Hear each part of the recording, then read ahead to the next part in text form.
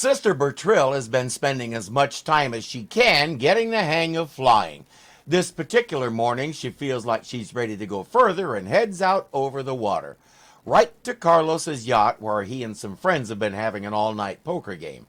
Carlos has gone up on deck to get some air.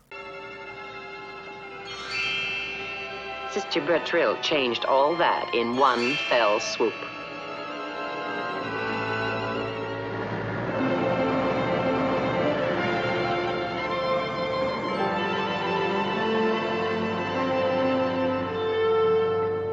His girlfriend Dottie comes up and hands him a drink. He throws it away and says, "I'm giving up drinking."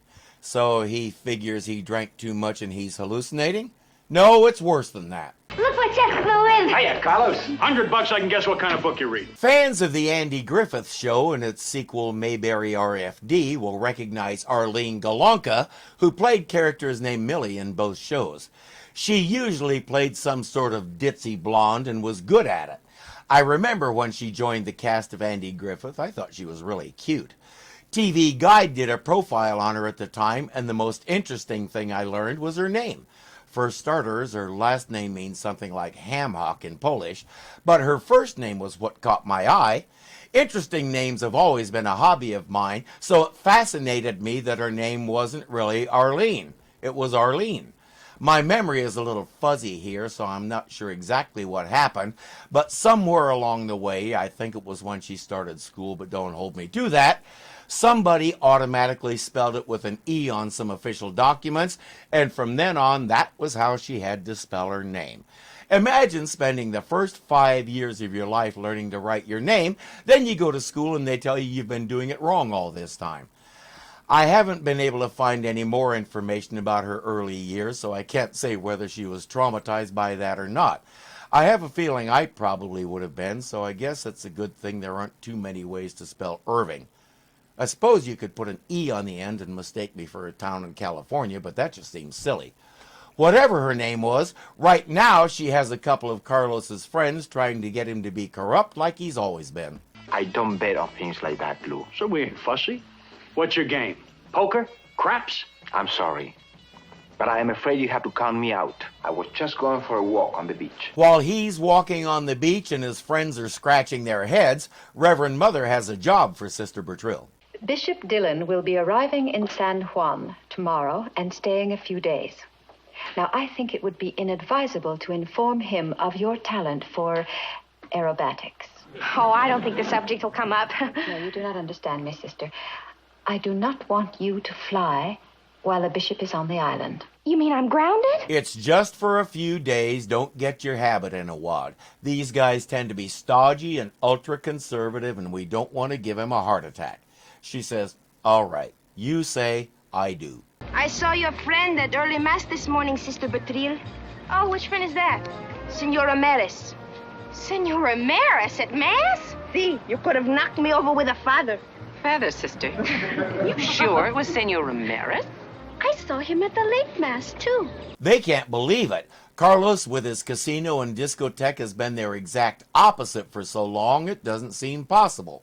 But there it is. He went to mass twice in one day? Boy, that's really going the complete pig. Complete pig. The complete pig. The whole hog? American, very hard language. She's right about that. We don't speak English, we speak American. It's an offshoot of English that's really a slumgullion of at least 4 different languages, maybe more. That's why many of us wonder how drunk these guys were when they came up with our standardized spelling. Like this. Oh, this is a collection of Dr. Seuss's early stuff before he started doing children's books. It's got some amazing stuff in it. I'll try to remember to include a link to it in the description. And as so often happens, I'm digressing. Dottie has just about had enough of the new Carlos. Well, what is it, Carlos? Is it another girl? In a way. He says, "I do owe you an explanation. I saw a nun flying without a plane." You know, I'd be the last person to put the knock on the nuns. But they just don't have that kind of power, honey. But I know, that's the whole point. It must be some kind of sign. Too many people do this. Something weird happens and they try to figure it out by themselves. This is how cults get started. In desperation, Dottie will pay a visit to Sister Bertrille. She knows that Carlos and the sister know each other, so maybe she can help sort this out. Red and yellow, green and blue, mix them anyway, and let's see just what you can do. Paint me a picture, paint me a picture. I talked last time about how intensely Sally Field did not want to sing. As far as she was concerned, she was terrible and the whole thing never should have been done. Honestly, both last episode and this one, I like her voice. There was no such thing as auto-tune in 1967, so that's all her, and her voice is quite nice. As I mentioned last time, part of the idea was to produce a record of the songs from the show. That record is out of print and physical copies of it are expensive. But fortunately, somebody recorded it and uploaded it to a very popular video hosting platform that I've been known to use myself, and I'll try to remember to include a link to it in the description. But you may not want to follow it. I listened to it and it's an obvious cash grab. The songs are rearranged, heavily feature the kids rather than Sally Field, and they're just not that good. Let's use the song we heard just now as an example. Here's what we have in the episode. Paint me a picture, paint me a picture. Bouncy, happy, full of energy, she sounds like she means it. The music fits the lyrics and feel of the song, it's fun. Now for the studio version. Paint me a picture, paint me a picture. What? Where's all the bounce? Where's all the joy? Where's the fun? They took it, set it to the most boring beat they could find, made the star come in after a 10-hour day of filming and sing into the microphone, and you can feel it. The singing children aren't crazy about it either. Paint me a picture. In the episode version, they're having fun. La, la. In the studio version, they're not. La, la. Sad to say, the whole record is like that. Rather than give people the same renditions as the show had, they decided to try and go with a slick, horn-driven, almost Rat Pack type sound, and it does not work. It seems to be geared for children, but your average child is going to watch this episode, love the song, put on the record, and be disappointed. That's not going to help you relive the joy of the episode. Unfortunately, this is how it's always been done with soundtrack albums. They never learn. I think what bothers me the most, though, is Sally Field's voice. Oh, she's a decent singer, but you can tell her heart isn't in it. I don't know about anybody else, but knowing what I know now, I can hear the pain she's feeling. By about the third song, I wasn't sure I was going to be able to listen to the whole thing because it was really upsetting. I decided if I'm going to do this show, I need to cover all aspects of it. So I owed it to her to hear it all. And by the end of it, I wanted so badly to tell her it's going to be all right and give her a hug. No jokes this time. It really brought out my dad instinct. I'm just glad she survived and went on to have such a stellar career. I would have gone to see a priest, but I feel I can really talk to you. I mean, you used to be a girl and all. Well, that's one way of putting it. That's certainly descriptive. She sets out the problem. Sister Bertrille says, I don't see how coming to Mass and cleaning up his life is a bad thing. But when Dottie explains why Carlos is changing like this, Sister Bertrille is appalled. Basically, he's doing all this based on a misconception. She feels like she's lying to him and has to tell him the truth. But I thought you wanted him to come to church. Yes, but for the right reasons, not because he saw me flipping off in the wild blue yonder. That's the easy way to get converts. You understand? I think so.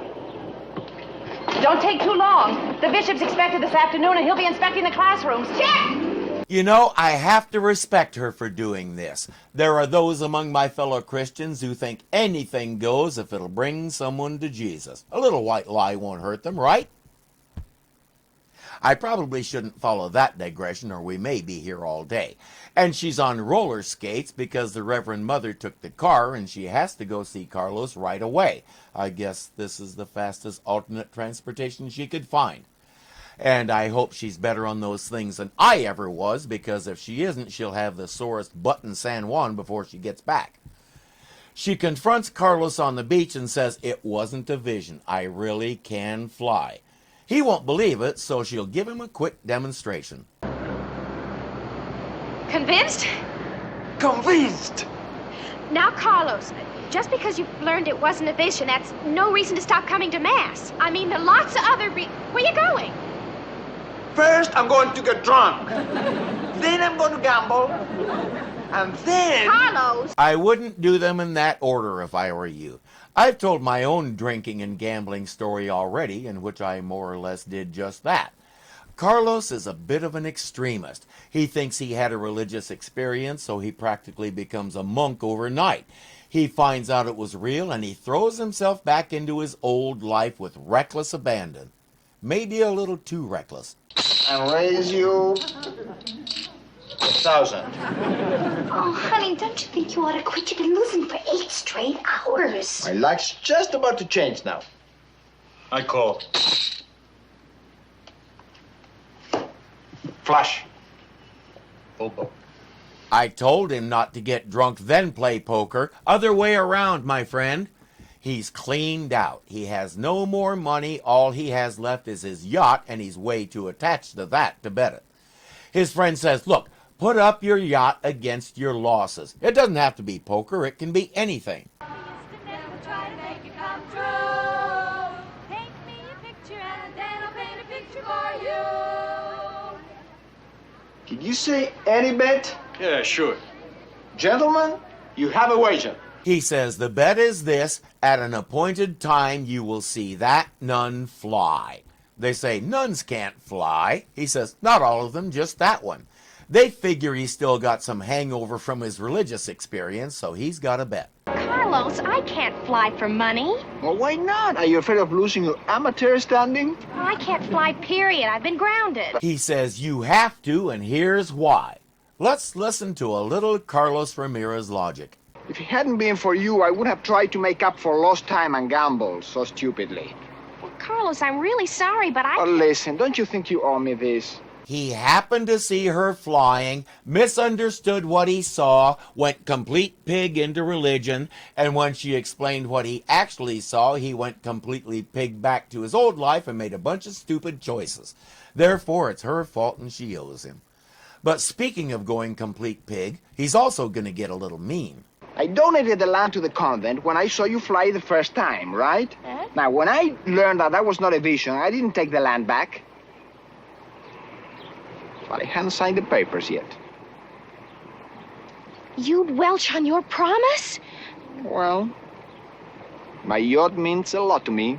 In English, we call that blackmail. I don't know what they call it in San Juan, but the result is the same. She'll ask the Reverend Mother for permission. Reverend Mother, I need your advice. We have no time now, Sister. His Grace and I are going into town. But it's about convent policy. Well, Sister, you will have to learn to make some decisions by yourself. Isn't that right, Your Grace? Now, you just ask yourself, is it for the good of the convent? The answer will be apparent. I guess that's her answer. Carlos and his friends will be on his boat, and she'll make a quick pass over it at a certain time. Now, you have to promise me that what you're about to see will remain just between the three of us. Sure. Well, what about them? Thank you, Your Grace. Senor Ramirez, I would like to introduce Bishop Dillon. The bishop wanted to come out here and thank Carlos personally for the land donation. Carlos says, you're welcome. I'm really busy. Goodbye. Could I take a moment to look around? I've never been on a yacht before. Oh, well, of course. I'll show you the cabin. In a moment, yes. You have to love the way he respects other people's wishes and property. The water here is so blue. Holy Toledo, there she is!